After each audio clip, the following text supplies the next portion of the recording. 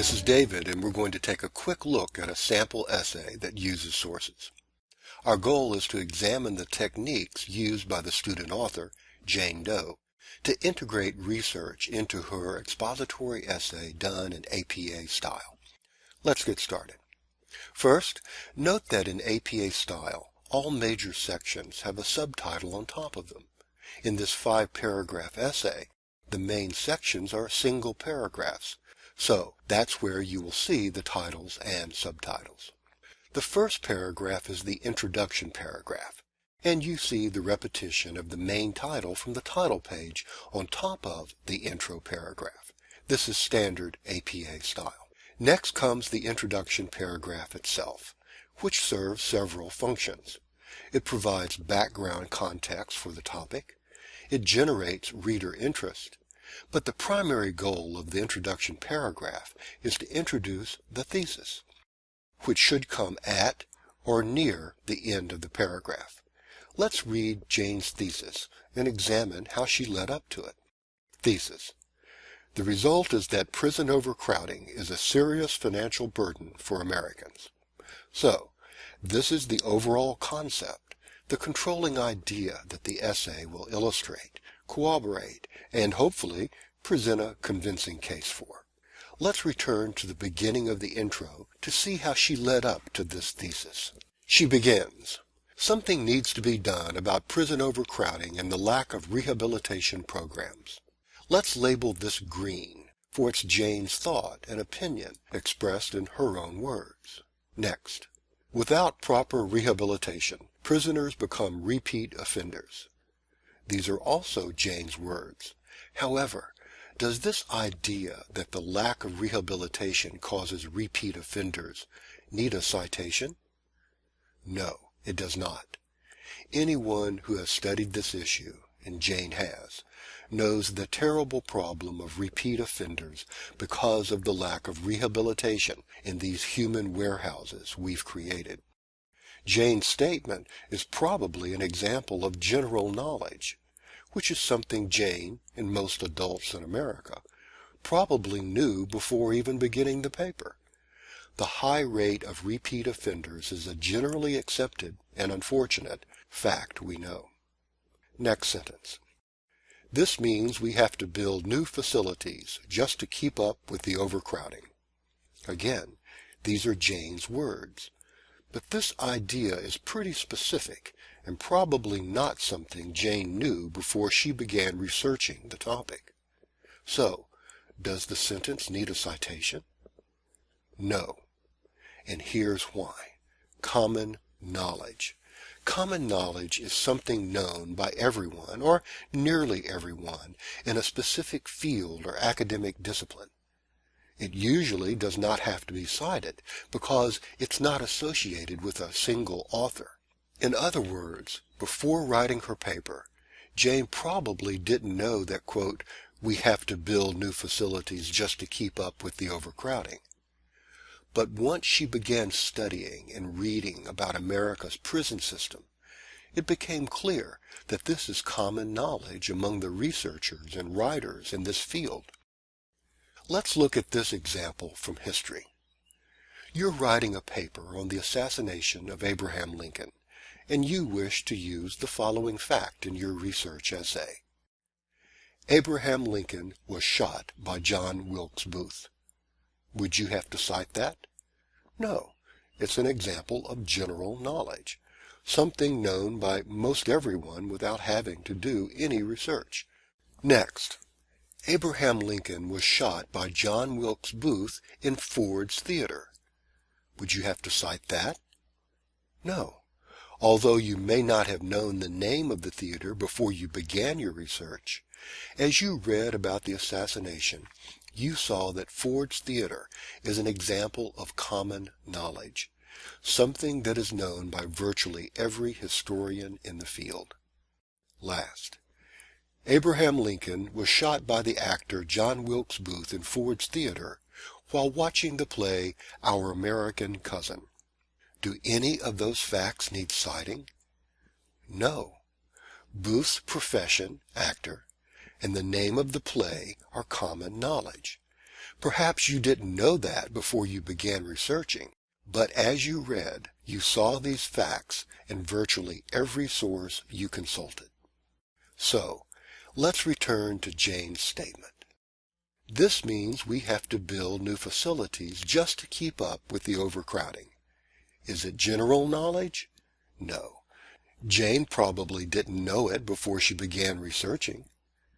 Is it common knowledge? Yes. As Jane did her research, she saw that this idea, the expanding need for new prison facilities, is a concept known and shared by experts in this field. Therefore, no citation is needed. Now this sentence. The current cost to our nation to incarcerate inmates is $75 billion per year, which is expected to quadruple in the next decade. Crawford, 2010. This is clearly statistical information associated with a single source, Crawford. It's not common knowledge, and so must be cited. Notice that Jane chose not to quote from Crawford, but to put the stats in her own sentence. This is a good choice because quotations should be used only when the original wording is important for some reason. Finally, it's easy to see a strong justification for the use of this source's statistics. Jane's subject is the financial burden of the prison system. So, it was important for her to establish right away the numbers that support this notion of financial burden. To summarize, in her introduction, Jane used a single source in an effective way, summarized instead of quoted, for an important reason, to provide clarification of what she meant by financial burden. And this in-text citation, Crawford, 2010, refers to the full reference citation on the references page at the end of the paper. Let's turn now to Jane's first body paragraph with the APA Level 1 subheading, Rehabilitation. Note that in this paragraph, Jane uses the classic formula for a body paragraph in an expository essay. That formula is: state the main point of the paragraph, explain or elaborate on the main point, support the main point, then conclude the paragraph, typically with your own words. Let's read the paragraph's stated main point. First, prison overcrowding is a financial burden because prisoners are not getting enough rehabilitation to transition back to society. So, the point is stated in Jane's own words, colored green, and becomes the point that the paragraph will have to develop and support to a convincing degree: lack of rehabilitation. In the explain, elaborate sentence, Jane writes, the responsibility of the Bureau of Prisons is to safely confine its prisoner population, semicolon. However, another mission of the Bureau is to rehabilitate. Since there is no citation, we assume that Jane found the twin role of the Bureau of Prisons, confine and rehabilitate, is common knowledge among those who study this issue. In other words, it is stated repeatedly in the sources she consulted. But then Jane does something smart.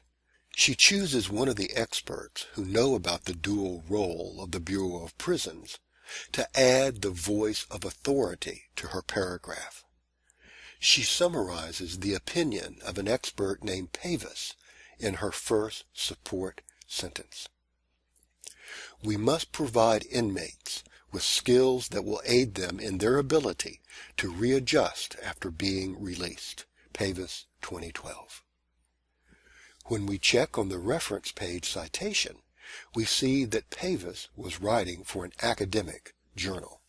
What you see at this point in Jane's paragraph is another common use of research.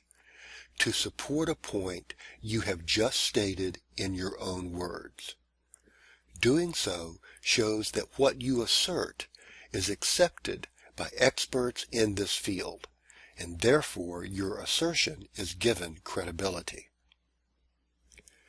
Now, Let's look at Jane's next two sentences. Most inmates come to jail with little or no education at all. Once released, these prisoners are right back where they started from. Again, due to her research and thinking on the topic, Jane has formed some specific opinions. These opinions belong to her and are expressed in her own words. But because this is an academic research essay, Jane also knows that she must add the voices of published authorities to support her assertions. In this case, she chooses an article that Talbot published in 2008. Let's read this quotation and see if there is justification for using the author's exact words to take up space in Jane's paper. Talbot states, "Many will be drug abusers who received no treatment for their addiction while on the inside. Sex offenders who got no counseling, and illiterate high school dropouts who took no classes and acquired no job skills." That was well written by Talbot, and paints a bleak picture of people who are doomed to repeat offenses due to the lack of basic help. One other thing to notice is how Jane set up the Talbot quote with her lead-in sentence. Once released, these prisoners are right back where they started from. And then she lets Talbot tell us exactly why that is true. The lack of rehabilitation, the subject of this paragraph, is driven home with Jane's concluding sentence, which should be in your own words unless there is some compelling reason for it not to be. She concludes, "The more prisoners that are rehabilitated, the quicker they can start to contribute to society once they are released."